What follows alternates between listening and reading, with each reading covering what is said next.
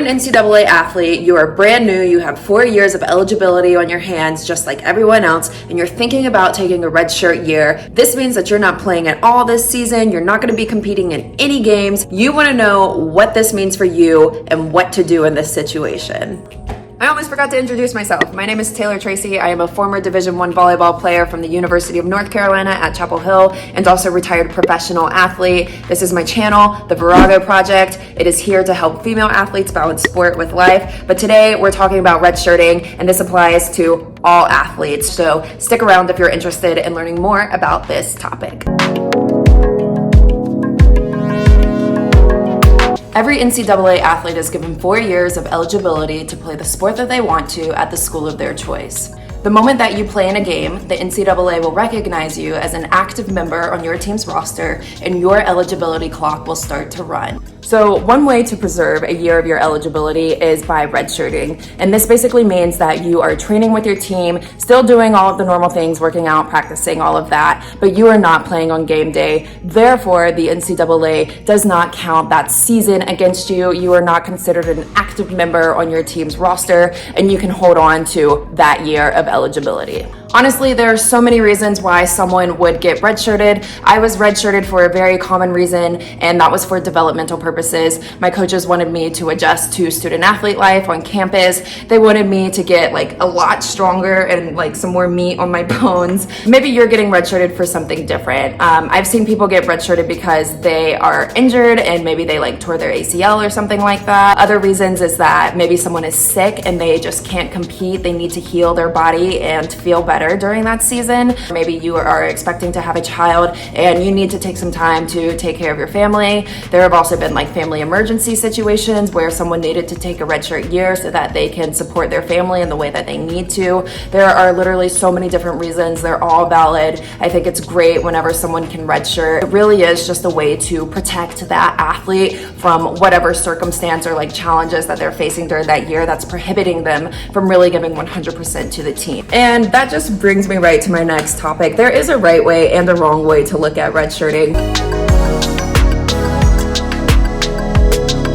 When I got redshirted for developmental purposes, I was super salty, not even gonna lie. I was like, listen, I am ready to go, put me in, coach, why are you doing this to me? Which, by the way, it was not true. I was not ready to go at all. So there's a right and a wrong way to look at it. You can look at it as something that's holding you back, you against the world kind of thing, blah, blah, blah, blah, blah. You're not playing, your teammates are, woe is me. Or you can look at it as a blessing and understand that your coaches are investing extra time and in a lot of cases extra money, especially if you are on scholarship, in keeping you around. If your team hated you and if your coaches hated you, why the heck would they spend more money on you and try to keep you for an entire extra season? These people are advocating for you and asking you to stay another year, and it truly is an investment in you, the biggest investment, especially if you're getting money. Hopefully that intro was helpful. Hopefully you now understand what it means to be a redshirt and why you would get redshirted. Now I know you've been waiting for it. Let's get into the pros and the cons of redshirting and what that means for you.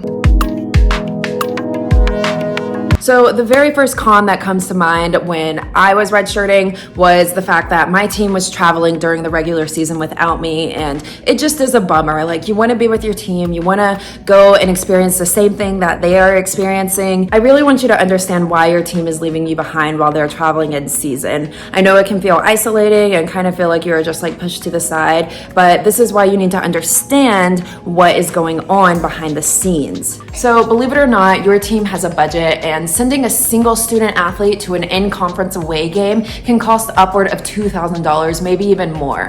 When you think about it, you have flights, you have buses, you have meals, you have hotel accommodations, you have per diem. There are so many expenses that are involved with transporting these athletes from their home campus to the place that they're going to play the match, and it's just not free. It's really, really expensive. Revenue generating sports like football and basketball usually can send their redshirt athletes to all of the games just because they have larger budgets to work with. It doesn't really make sense for a coach who is on a budget to spend upwards of $10,000 to send a redshirt athlete who they know is not going to play to an entire season's worth of in-conference games. Like, there are so many different ways to spend that money, and it is kind of like wasteful from a financial standpoint to send someone to a game who you know isn't going to play. Another con to consider as a redshirt athlete is that when you are playing at home, your friends, your family, your significant others, whoever is going to show up to your games to try and support you, but you are not going to be able to play.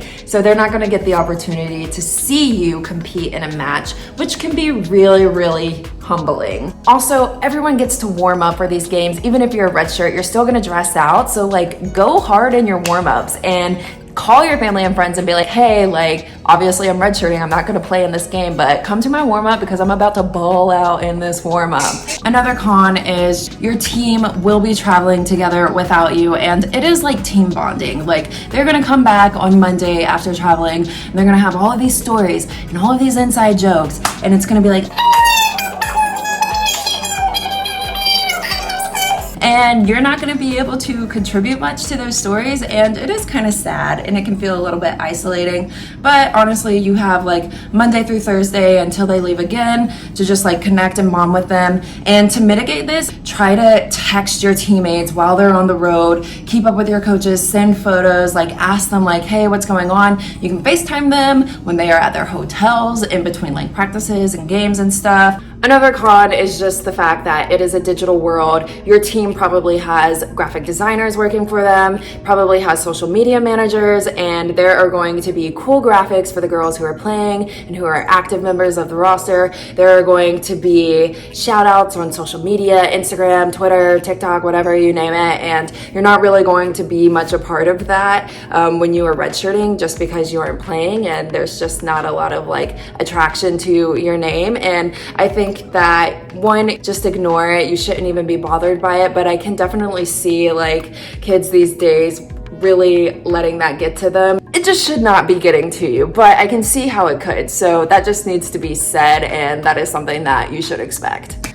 So another con that isn't even really a con is that you will be expected to work out extra. You are not just going to be able to like chill, like, yep, they're gone, like I'm not doing anything. No, if your coaches are smart, they are going to plan an extra like strength training workout for you so that you are continuing to get stronger and kind of get up to speed with the rest of the athletes on your team. You are going to have to work just as hard, maybe even harder than the women who are playing. So remember that. It's not really a con. It's like there will be extra workouts. Okay, so that's it for the cons. That's all I can think of. If you have another con that maybe I didn't think of, just leave a comment below and maybe provide like a solution for the student athletes who are watching this video and reading the comments down low to kind of get over that con. But now let's get into the pros, and I'm very excited to talk about this because there are so many benefits to redshirting. The biggest benefit of being a redshirt, hands down, is the free time that you get on the weekends.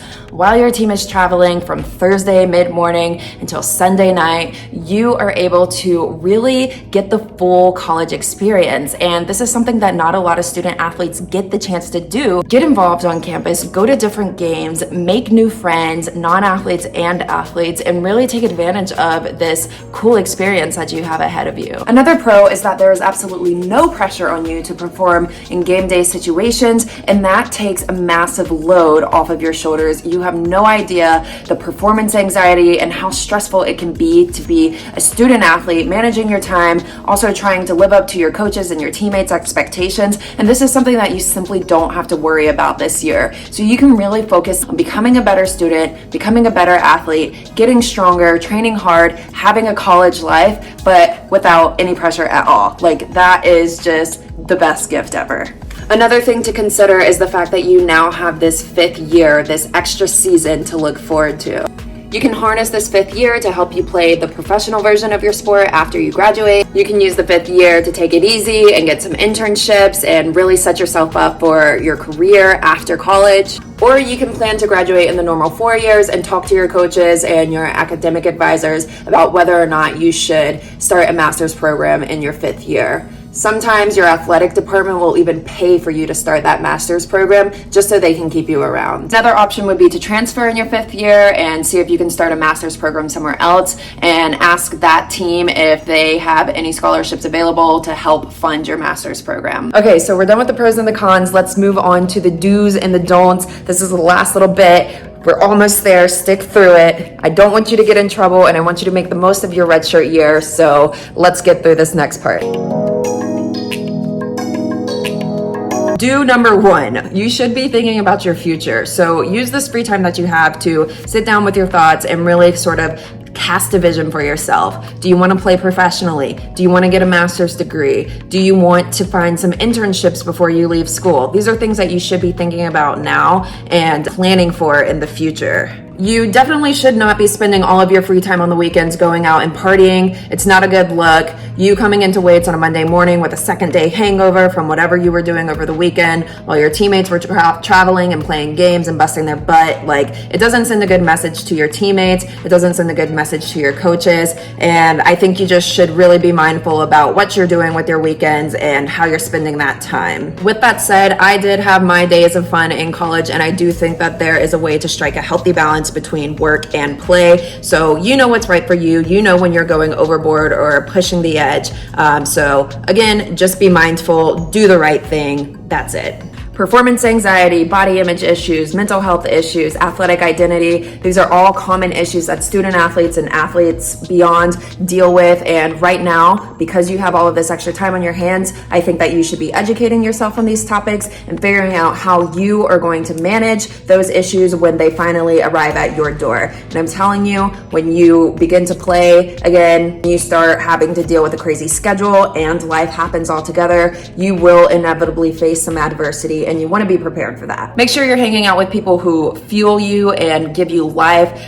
Avoid toxic relationships at all costs at any point in your life, especially now though, because you really need to focus on you right now. You are such a budding flower right now. You're just like this, and you're going to be like this, like full bloom. So you really don't want anything holding you back, especially not a relationship with someone, whether that's a friend, a romance, whatever. Just let it go if it's not serving you, and hold it close if it keeps you happy.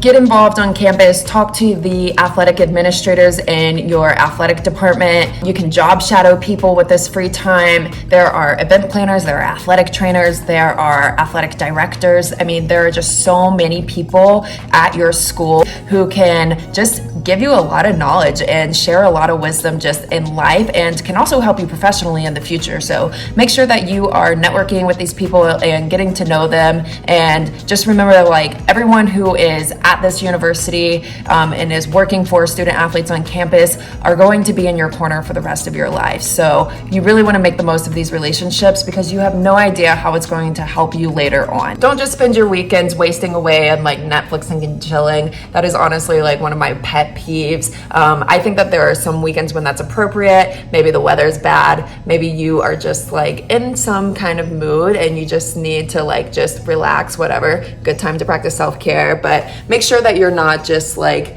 being non-productive and wasting your time watching TV. Don't do that. Like, there's so much life to live.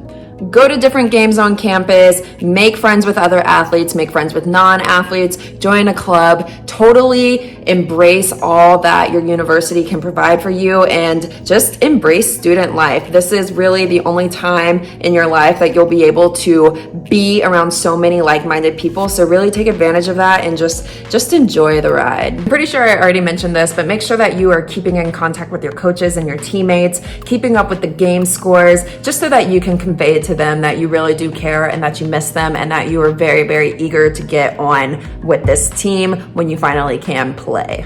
And finally, probably the most important thing is Do not allow your redshirt status to stop you from speaking up in team situations. I remember when I was not playing for the first 2 years of my college career, I felt like I couldn't hold a teammate accountable if I felt like she wasn't working hard enough, and I felt like I couldn't contribute to team conversations and decisions that we were making. And I don't know, it was probably just because I felt like in order to lead, you have to play, and that's just not the case at all. You will be playing next year, hopefully, but even still, if you're not, use this time to establish like, hey, right now, like I am a leader, I am going to speak my mind, I have something to say and something to offer to this team, and just let it be known that you are going to speak up. One more little piece, don't allow the athletes who are playing right now to intimidate you at all. You might not be where they are yet skill-wise or for whatever reason, but that does not mean that you cannot catch up to them and even surpass them. I came in as a redshirt athlete and my coach thought that I was the worst like skill-wise player to ever come through that volleyball program in history, and I left an All-American, 2-time ACC champion, like starter on the team, leader on the team, and went on to play professional volleyball. So do not allow where you are now to determine where you're headed in the future, because that is just the definition of putting yourself in a box. And here at the Virago Project, we are not putting ourselves in a box, okay? You got this. Okay guys, that is it. It is the end of a long day of recording this video for you, but I hope that you found some value in it, especially if you're redshirting this year, because I know that I certainly could have used all of these tips when I was redshirting. If you like this video, please leave a comment below and also like and subscribe. Thank you very much. You can follow the Virago Project on Instagram. Boom, right there. I'll also include it in the notes down low. Also, I know as a redshirt, you probably have a lot of goals that you want to reach, so I am going to link the video that I posted last week, which is all about goal setting. I take you through step by step so you can plan out your goals and put them into action. So I will link that below. I recommend going over to that video right now so that you can get started on achieving the things that you want to do. In the meantime, best of luck, and I will see you next week. Goodbye.